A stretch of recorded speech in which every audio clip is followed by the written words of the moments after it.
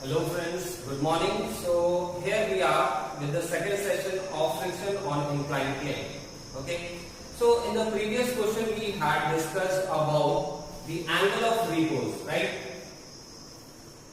Now what is angle of repose? The angle minimum required so that as per mu a body on wedge starts sliding, right? So theta should be tan theta equals to mu according to this relationship. Okay. Now here we will further this discussion and I have few examples for you. Okay. So the easier one, let's begin with the easier example. So the first example is to make your concept about angle of repose more clear. So the question says this is angle of the wedge 37 degree. Okay. Now mu is not known, right? So we have to discuss about mu. You have an object, let's say the mass is m, right? Now you have to find the minimum value of this coefficient of friction, right? Such that, obviously static friction, such that this object or body of mass m does not start sliding. Okay, so it doesn't slide. That means what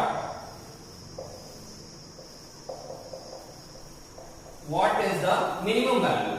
Okay, so if mu is greater than that minimum value, it will have a very strong frictional force and it will be able to resist the motion, right, down the inclined plane, so it doesn't slide. The mass m will not go down. And also we have to calculate maximum mu, okay, so that the mass m slides. This is just opposite. Okay. So first of all, it is a very simple question. You just have to analyze what is being asked. We know that angle of repose tan theta is equals to mu. Just like that, we will say mu we do not know. So mu is tan 37 degree. Theta is given for the angle of the wedge is given, right? So tan 37 is basically 3 by 4, right? So what does that mean? For this 37 degree angle, mu should be greater than 3 by 4 such that object does not slide. So minimum value should be this 3 by 4. That's why we will say mu should be greater than this. Okay, so I told you, so that it will not slide, friction will be very much higher. Okay, and if the body m is able to slide down, that means the maximum value should be 3 by 4. That means mu should be less than 3 by 4. So obviously, simply using this equation of angle of repose, we can tell when it will slide or when it will not slide. When mu is mu is greater than 3 by 4, it will not be able to slide down, and if it is less than 3 by 4, it will slide down because the angle will be much greater. Now, moving to the second question that says we have to use all laws of motion principles like friction on inclined plane and laws of motion itself. I have brought you a very interesting question. I made it for the students of JEE Main especially because it is quite a lot interesting question, and obviously it can also come into NEET. This is no matter. So this is 37 degree, okay, and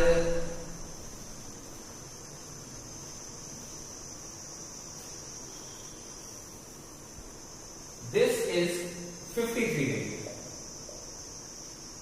right? Now what we have to do, we are given first of all two objects of 5 kg. They are attached via string and that string goes over a pulley. Both the masses are of 5 kg, right? Now you can see that 53 degree plane is very steep. come down. Also it is given that friction coefficient is less over here. That means resistance due to friction is less, would be less, right? You can intuitively say that. We are not concluding anything right now. Now, here the angle is less, so it is less steep, right? Less weight down the inclined plane is there and less tendency to go down the plane. So, here the coefficient of friction is also given, let's say 0.2, which is greater than 0.1, okay? Now what you have to do, the question says, if this is block B and this is block A, find the acceleration of block B downwards. Okay, you have to calculate these. This and the options are given. Let's say first option is 1.2 meter per second square. Second is minus 1.4 meter per second square. Okay, sorry, 0.6. And the third one is 1.5 meter per second square. And fourth one is 0 meters per second square. Understood? So I will give you a chance. First of all, if you can feel the physics, you should guess in what direction I should attempt to find an answer. Like acceleration of B is being asked downwards. So let's say the acceleration of B is A downwards easily, right? Because it is the demand of question. Now if the A comes out to be negative, shall we use that concept that acceleration is actually opposite and block B will go up? For that, the question or the doubt arises that I told you this is a steep slope, it should come down. So when it comes negative, we should reverse the direction of acceleration and then calculate the equation. Understood? We will not assume negative acceleration will make it go there, because two factors are there. This is very steep. B has a large component downwards. Okay? Because some object which is at 37 degrees slope, okay, has less tendency to go down than the 53 degree. Because 53 degree is greater angle, it will have to go very quickly downwards. Understood? And the second thing is also resistance is less here as compared to this. So should we use that concept or not? Let's discuss. Okay? So I am giving you time. Solve it.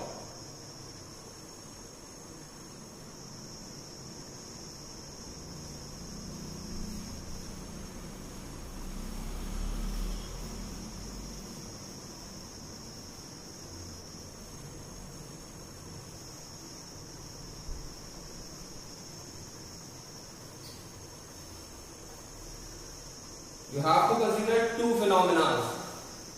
First of all, if this acceleration becomes positive, the answer is clearly correct.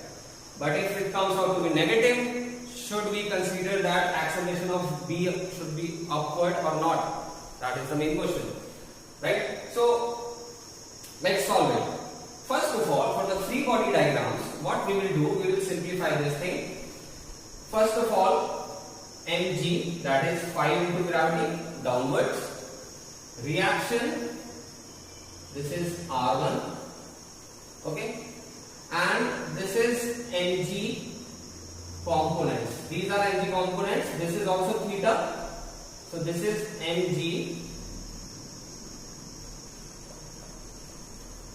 cos theta, right? And this is mg sin theta. I will explain the values of 37 and 53 and all, right? Let's say this is the diagram, okay, of block A. For the tension will also be there, call it T. This is the same string going down over this side also, so the tension will be same T. Now let's draw the diagram of this. Similarly, okay, I'll make it, first of all I am solving equation for this, okay. So we assume that acceleration is downward for B. So that means block A will go up with an acceleration A. So whichever force is causing that is T. So T tension is causing that motion. Understood? Because the acceleration direction we have got is above. So T minus other things. So also friction will be there. So friction is, we know that mu R1. Okay. So this is mu 1, 0.1. Okay, let's solve it. First of all, T tension minus, this is mg sine 37. Right? mg sine 37. Then you have mu R1 minus mu R1, mu 1 R1, right? Then you have, these things are opposite, these two things are opposite, right? Downwards, and tension was making acceleration A in this line. So equals to mass into acceleration, mass of this 5 kg and acceleration. Understood? Now let's simplify this. We will use G as 10. Sine 37, you have to remember this triangle. If this is 37, so this is 53 because it is a right triangle. Now opposite to the smaller angle 37, you will get 3. Opposite to the larger angle, you will get 4. And 3 and 4 by Pythagoras will give you hypotenuse equals to 5, right? So sine 37 perpendicular upon hypotenuse. Cos 37 base upon hypotenuse, right? Same we can do with 53 degrees. Now we will simplify this equation. T minus, this is 5 into 10, right? 50. Sine 37 is basically what? Sine 37 is perpendicular upon hypotenuse, okay? Minus mu 1 is 0.2, right? R1 you can calculate. R1 is equals to this thing, okay? Along this perpendicular to the plane, there will be an equilibrium. So R1 must be equal to what? 5g cos 37, right? So R1 is equals to 5g cos 37. Let's say this was the equation number 1. So use it over here. So mu 1 R1. R1 is 5 into g is 10, multiply 10, 550 cos 37. What is cos 37? 4 by 5 equals to 5a. So this will give you a. Now there are two variables, t and a. That means you need at least two equations, right? So we'll find the second equation from this side. That is not a big deal. So let's simplify it. You will get 10, right, into 330. Okay, minus, this is 10, 40, 40 into 0.28. Okay, so this is your first equation. Okay, I will write it as it is. I will explain you why. Now let's come to the right hand side for block B. So this is your 53 degree angle. This is your block B here, and you have acceleration downwards. There is tension T upwards, right? This will have mg, means 5g, and this is 53, angle 53, 5g cos 37. Sorry, 53. This is 5g sine 53. Okay? Is it okay? Then you have reaction R2, right? Then you have friction. Acceleration was in this side, so friction must be opposite, mu R2. Mu to R2. That is your friction. So, what is the scenario over here? That acceleration is downward, that means this force will be bringing this block B down. That is the only way, okay? So we will write the equation as 5g sine 53, right? Minus, this is tension and mu 2 R2. Mu 2 R2, right? Equals to mass into acceleration. This was also 5 kg. B was also 5 kg. Right? So B was also 5 kg.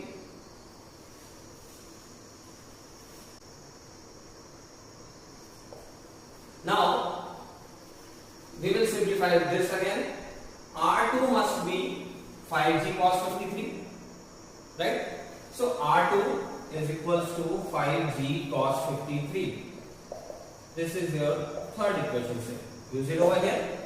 You will get 5g means multiply 10 sin 53, right? Sin 53 is basically perpendicular upon hypotenuse. 4 by 5 minus t minus mu2 was 0.1. Okay, 0.1. R2, what is R2? R2 we have calculated over here. 5g, g is 10, right? Cos 53 means, cos means base upon hypotenuse 3 by 5. 5 into 8. Okay, so this is the second one. So equation becomes 10 440 minus t minus, this is 10 30, 0.3 means 3. 30 into 0.1 means 3, and this is your equation. So this is your fourth equation. Now consider these two equations. They have opposite signs of t. You can see minus t and plus t. If you add these equations on both sides simply, the t will be removed. We will do that. So adding 2 and 4, what you get? 40 minus t minus 3, and this is t minus 30 minus 8 equals to 5a on the right and 5a on the right. Both are 5a. Okay. So what is the acceleration? 40 minus 30 gives you 10. Right? T is cancelled like it should be, and minus 8 minus 3 will give you minus 11. 10 So what is the acceleration? Like I conspired this, that this could be negative, right? So there was a fraction of doubt, you could say that yes, this is negative acceleration. Okay, so negative acceleration does not mean that the block will actually go down, right? So this is your homework. What we will do, same diagram we will make.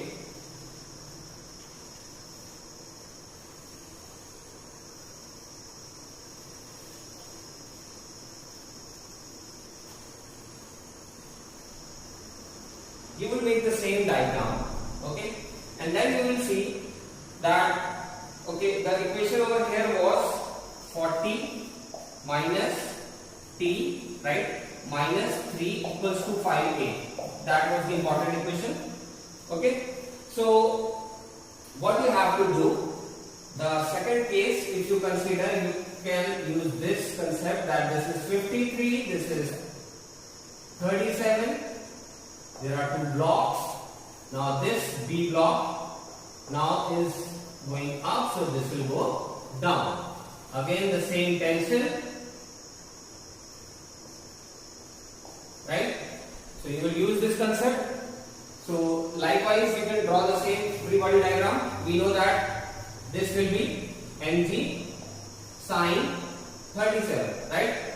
This will be mg sine 53. That is no doubt. Okay, and these were the values. Okay, these. Now what you have to do, you will find the friction just opposite to the motion. Acceleration is this way, so friction will be in this direction. For A, friction was previously downwards, now it will be upward. The friction direction will get changed. Again you will find the negative answer, negative acceleration. So what does that mean? That means that both of the solutions giving you negative accelerations will be incorrect. Okay, there will be no acceleration. Why? Because see, for these two things, what is happening? The 37 degree and 53 degree. Go back to what I have initially explained you. The 53 degree was very steeply downward, very inclined to move down. right? And this was your A block. Both have 5 kg mass. Okay. What is happening? Whether this moves on this side or this side. Okay. So, like I considered over here, if it is moving on this side, what will happen? Frictions will oppose. Okay. This will go up and friction will oppose. So, friction mu1 R1 and mu2 R2 will always oppose. They are always negative thing. These were the frictions. Right? This is your mu1 R1. Okay? This was your mu2 R2. So, mu1 R1 was 8, mu2 R2 was 3. Okay? They are frictional forces.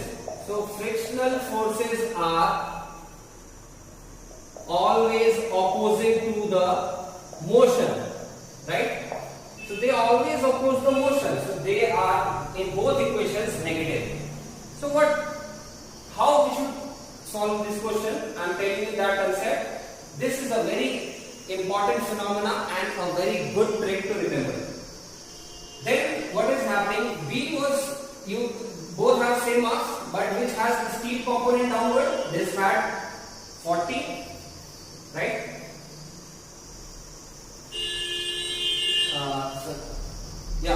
M2. This had 40, and this had only 30 component. So which is possibly able to pull the second one, because they are tagged with spring. This is, because this is stronger in weight downwards the plane. So 40 will pull 30, but 30 also has tendency to go down, not around this, it has tendency to go down also. So 40 here, 30 here, they are opposite.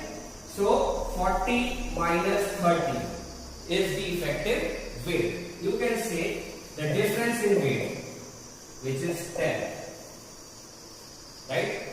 And the friction is basically minus of both.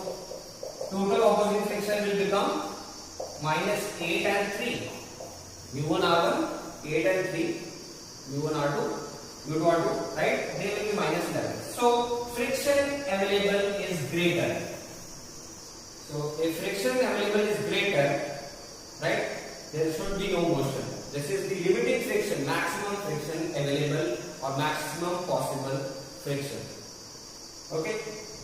So, the applicable force is only 10. So, B minus A weight, B weight minus A weight is only 10 and friction is larger. That's why you have got minus 1, right, equals to 5A plus 5A. That was your case. So, total forces adding these two equations was this. Right? So, what you have to remember is add these two mass. Okay? So, let's make a question which is very quick to solve. Just like this.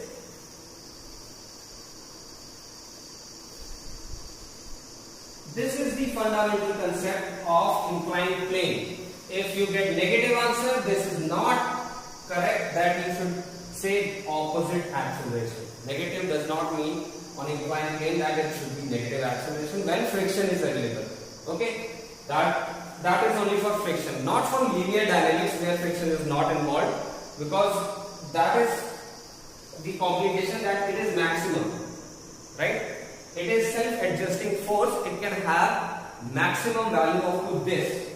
Right? So what would be the friction in this case? Because A and B both will not move, friction is very high. So friction will not reach this value, it will only reach minus 10, so that it could cancel this and they will be in equilibrium. Right? Downward weight for B minus A, this weight would be 10 and friction is always equal and adjusting minus 10. That is static friction. They will both be static. So let's take another example which is easier to solve now. We have learned the concept. What? That this is 37 again. This is 53. Let's take different weights. This is 4 kg. This is 5 kg.